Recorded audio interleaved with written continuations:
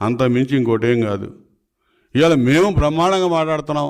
అన్ని అంశాల్లో మా నాయకుడు డీజీపీకి లెటర్లు రాశాడు.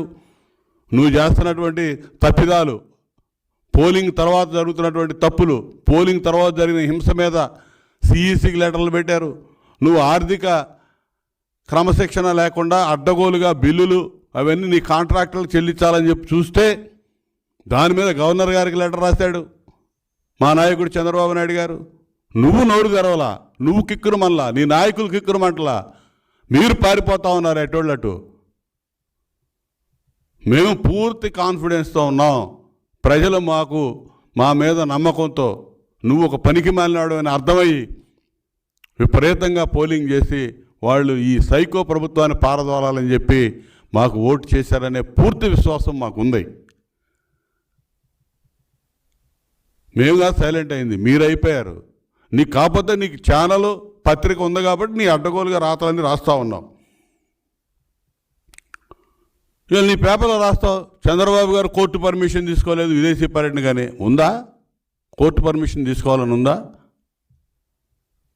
లేదు కదా. నీకు పత్రిక ఉందని, ఛానల్ ఉందని ఇష్టం వచ్చినట్టు రాస్తే నువ్వు డిఫమేషన్ సూట్ ఖచ్చితంగా నీ మీద ఫైల్ అయ్యిద్ది. ఈ అంశంలో నీ పత్రికకి సంబంధించి ఎవడెవడైతే ఎండీలు, ఎవరెవరైతే ఎగ్జిక్యూటివ్ డైరెక్టర్స్, ఇతరత్ర ఈ వార్త రాసిన వాళ్ళు ఉంటారో వాళ్ళందరూ కూడా రాబోయే రోజుల్లో శిక్షార్హులే. ఈ 5 ఏళ్ళు ఇదే విధంగా రాస్తా వచ్చారు అడ్డగోలు రాతలన్నీ. వాటన్నిటికీ మీ చేత సమాధానం చెప్పిస్తాం, ఓచలు లెక్క పెట్టిస్తాం. నీకులాగా జగన్మోహన్ రెడ్డిలాగా చంద్రబాబు నాయుడు గారి దగ్గర అవినీతి సొమ్ము లేదు, సూట్ కేసు కంపెనీలు లేవు. విదేశీ పర్యటనకి వెళ్తే వెళ్ళేసి వస్తాడు ఆయన, అంతవరకే విహారయాత్రకి వెళ్ళి.